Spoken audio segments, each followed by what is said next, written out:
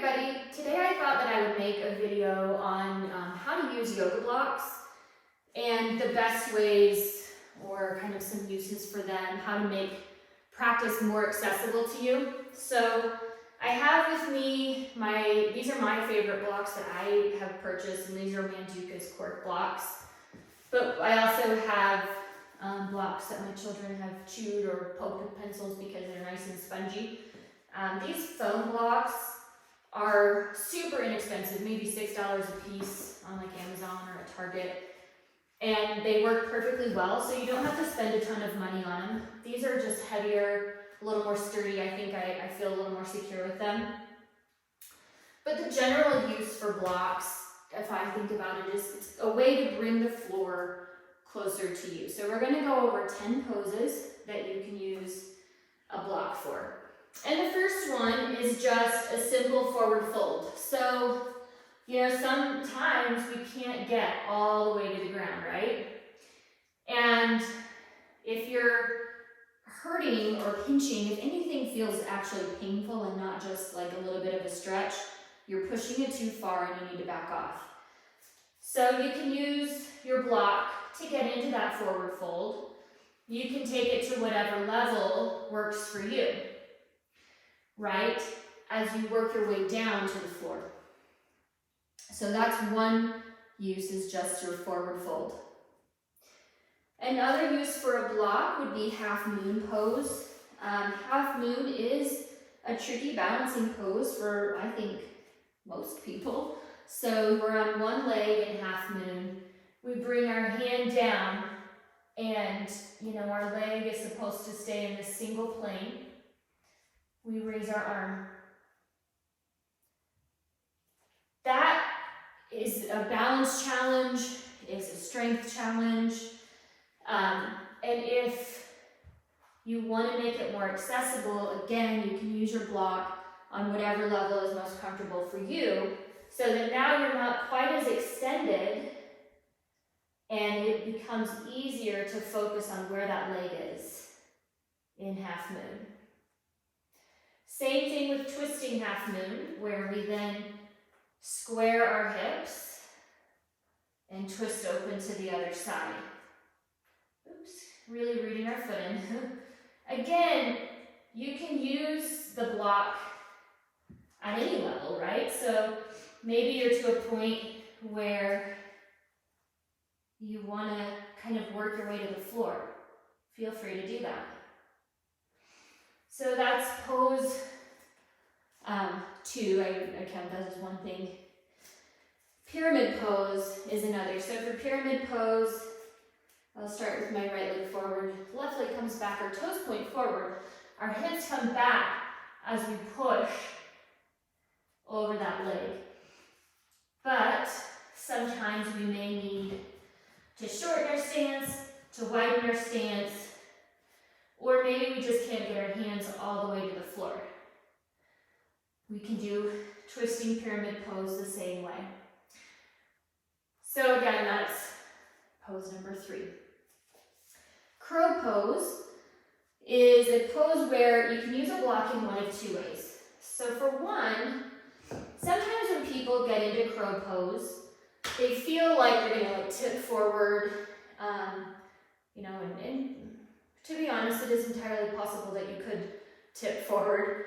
It's unlikely if you're in the proper alignment, but having a block under your forehead, or where your forehead is going to go, is a great way for you to just have a little confidence. So we bring our feet into our elbows, we pull in our core, our elbows, our knees into our elbows, and we tip forward. If we have a block here, if you tip forward, you're going to land on it if you're too far. So that can help people feel a little more secure. The other way you can use a block for crow pose is to get that lift. So rather than have to raise your hips, now you can kind of use this block as a launch point to get your knees higher into your elbows in crow. Okay? So that's pose number 4. Another way that you can use a block is for splits or half splits. So when people are working towards splits, they tend to want to lean over their leg. And that helps open the hip, but it's not exactly the right alignment. So blocks can be used, and I actually think I like them this way the best, to work your way down into splits while you're keeping your body in like a more Tadasana pose, okay? So keep in mind, when you're in yoga, it's Tadasana in every pose. We're always stacked. So if you're coming way forward, that's not the right posture. So blocks in splits or half splits can help kind of remind you to stay stacked. Okay, next pose would be pigeon pose. So for pigeon, I guess I'll do left leg first. You know, we get our leg out in front of us, kind of shin parallel to the front of the mat. We're up on, we're not leaned over on our hip, we're up and over, we're square again. You can do long arms or fold forward. That is a pretty, I put that too far back. It's a pretty intense hip opener for a lot of people. So, and you can see this in other people when they practice, where their hip doesn't want to come down that far. So you really just bring the floor to you by putting a little block under your cheek. And now the floor is a little closer. You're still getting the hip opening.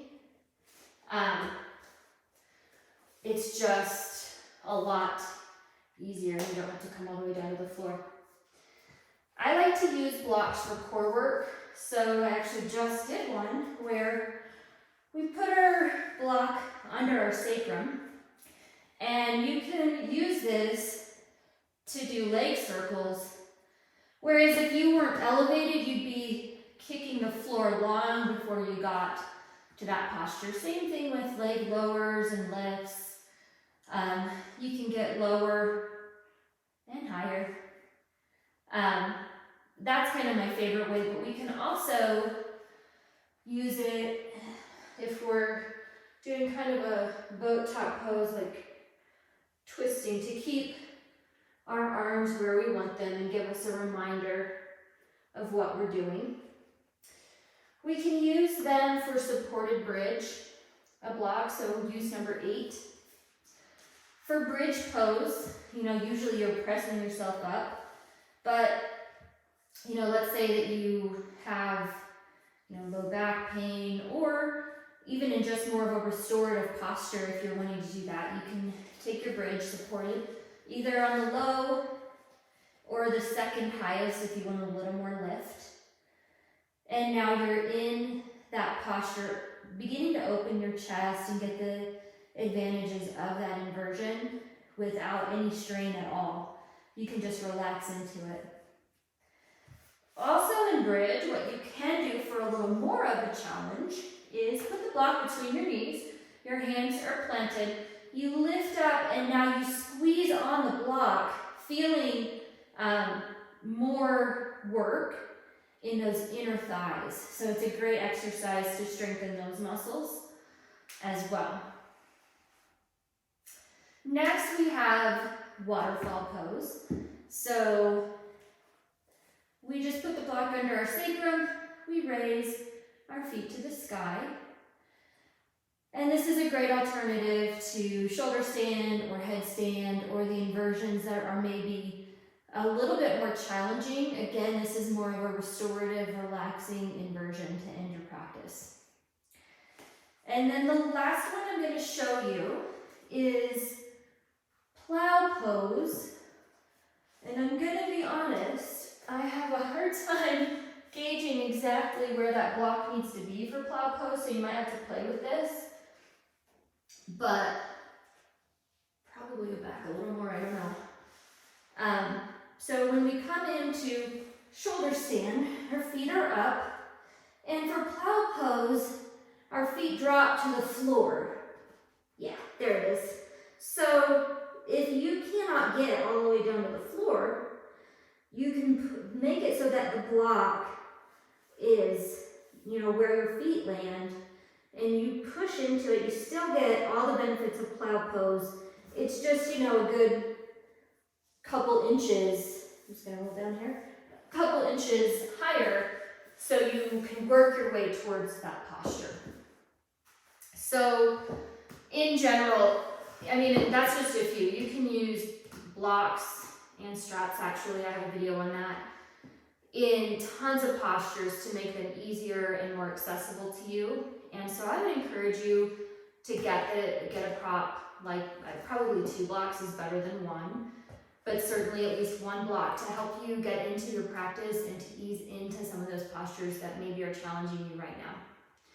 Hope this is helpful. I will drop a link to these Manduka blocks and also kind of a less expensive block in the description in case you're interested. Thank you. I hope you have a great day. Namaste.